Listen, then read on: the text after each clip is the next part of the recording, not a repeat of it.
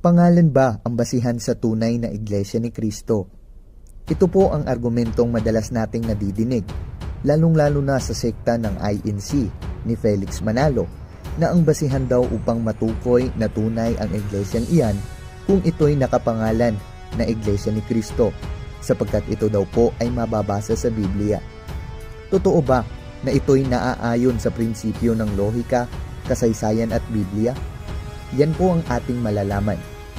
Ang paboritong atake ng mga taga-Iglesia ni Kristo na tatag ni Felix Manalo na ang Iglesia Katolika daw ay hindi tunay na itinatag ni Kristo, pagkat hindi raw umano ito mababasa sa Biblia, na kung kaya't malakas ang loob nila pagdating sa showdown sa debate na ipapabasa ang letra por letrang Iglesia ni Kristo.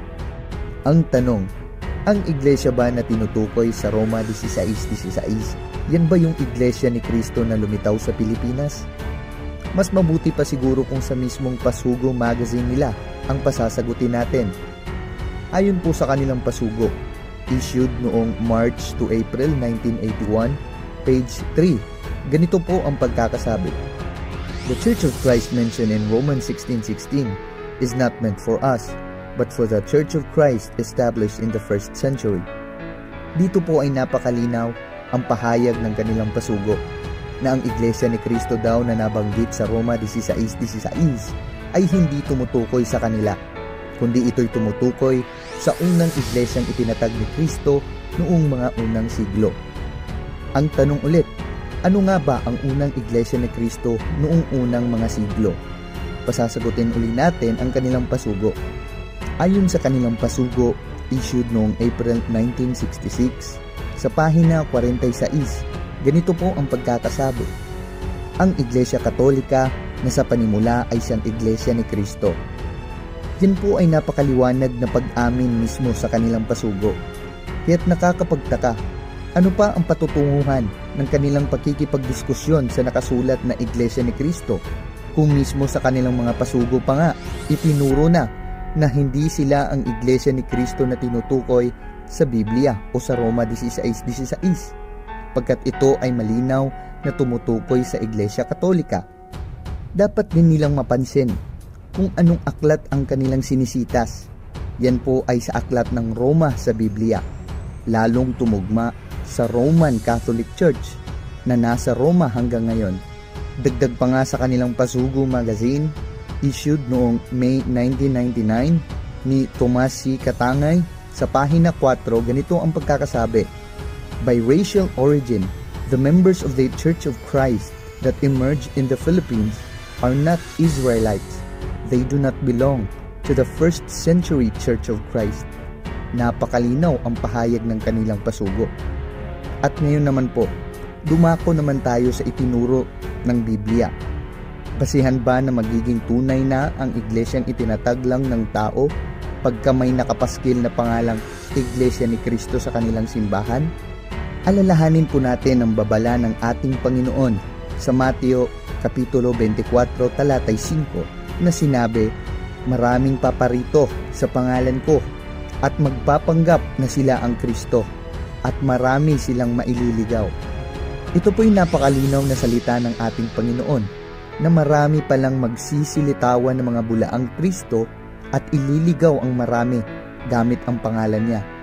At yun na nga, napakarami na ngang nailigaw dito mga kapatid. Nagpapatunay lamang ito na ang pag-angkin sa pangalan ni Kristo ay hindi siyang maging basihan o patunay na ito nga'y kay Kristo. Kagaya rin sa lumang tipan, dito ay may pahayag rin sa ganitong uri ng pangyayari na kung saan ginagamit nila ang pangalan ng Panginoon sa kanilang templo upang ilinlang ang marami. Mababasa yan sa Jeremias 7:4.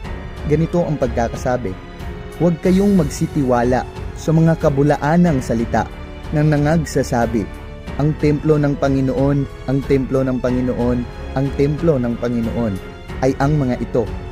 Dito po ay maliwanag na may ganoong babala rin pala sa lumang tipan na hindi tayo dapat magsisipaniwala sa mga bulaan o kasinungalingang salita na nagsasabing templo daw sila ng Panginoon. Hindi po ba yan ay isang malinaw na pamilyar na pangyayari o senaryo sa panahon natin ngayon? Pansinin niyo po ang salita. templo ng Panginoon. Ang templo po ay maiihalin tulad natin sa church o simbahan o iglesia. At ang Panginoon naman ay maiihalin tulad din natin sa Panginoong Hesus na si Kristo, Church of Christ. Di po ba parang sinabi din dyan na huwag tayong magsisitiwala sa mga mabulaan ng salita na nagsasabi, ito ang Iglesia ni Kristo, ang Iglesia ni Kristo. Yan po ang maliwanag na comparison sa lumang tipan at sa panahon natin ngayon. Kaya nga po ito ay nagpapatunay lamang na hindi basihan ng pangalan, pagkat ito nga ay isang babala na sa Biblia. Kaya't kung napapansin ninyo, napakaraming sekta po ang may dalang pangalang Iglesia ni Kristo o Church of Christ. Ibig din po bang sabihin na lahat ang mga ito na may dalang Iglesia ni Kristo sa kanilang simbahan, sila na rin ay tunay sa kabila ng kung sino-sino ang nagtatag nito? Tulad na lamang po halimbawa sa Church of Christ ni Alexander Campbell na nauna pa nga sa Iglesia ni Kristo ni Manalo, Church of Christ ni Hiram Page, Church of Christ of Latter-day Saints ni Joseph Smith, Church of Christ ni Felix Manalo, United Church of Christ ng mga Protestante, Church of Christ din ng mga Pentecostal, Church of Christ 33 AD din ng iilang mga born again, at marami pang iba na hindi pa natin nababanggit. Halos lahat sa kanila umaangkin na sila ang tunay na Church of Christ o ang Iglesia ni Kristo. Totoo ba ang lahat ng mga iyan? Mga kapatid, kahit gaano pa kalaking pangalan yan na nakapaskil sa kanilang simbahan na Iglesia ni Kristo, yan pa rin po ay isang huwad at hindi patunay sa kung sino ang totoong nagtatag niyan. Yan lamang po ang mga itinatag lang ng mga ordinaryong tao na pinarehistro sa Securities and Exchange Commission at nakikipagkumpetensya na sa totoong Iglesia ni Kristo na sinaksihan ng kasaysayan. Tanging ang Iglesia Katolika Apostolika Romana lamang ang siyang iglesyang itinatag ng ating Panginoong Hesukristo, at ang lahat ng mga iglesyang tatag ng tao ay maiihalin tulad natin yan sa isang bote ng Coke na pag nilagyan mo ng patis sa loob ng boteng yan ay magmumukhang Coke na rin yan tignan. Ngunit ang malaking pangalan ng Coke na nakapaskil sa bote ay hindi nagpapatunay sa lamang patis na nasa loob niyan. Ganyan po ang mga sektang iyan. Nag-aangkin lamang, ginamit ang pangalan ni Kristo para marami ang malinlang at mailayo sa katotohanan sa tunay na iglesyang itinatag ni Kristo, kagaya ng babala na nabasa natin sa Biblia.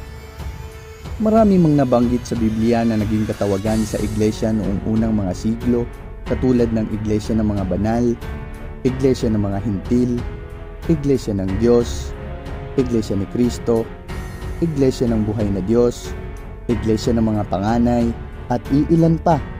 Yan ay referado lamang sa iisang tunay na iglesyang itinatag ni Kristo sa unang siglo, ang Iglesia Katolika, na pinangakuan ng ating Panginoong Hesukristo na kanyang sasamahan mula noon hanggang sa katapusan ng panahon.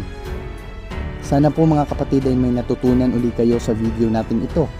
Sana po ay patuloy niyong suportahan ang ating page, pati na rin ang ating YouTube channel. Mag-subscribe na po, like, comment, and share, nang sa gayoy marami pa sa ating mga kapatid na Katoliko ang maliwanagan at malaman ng katotohanan. Maraming salamat po sa inyong panonood at abangan niyo po uli ang mga susunod na video natin sa pagtalakay, paglilinaw at pagtatanggol sa pananampalatayang Katoliko. Maraming salamat po.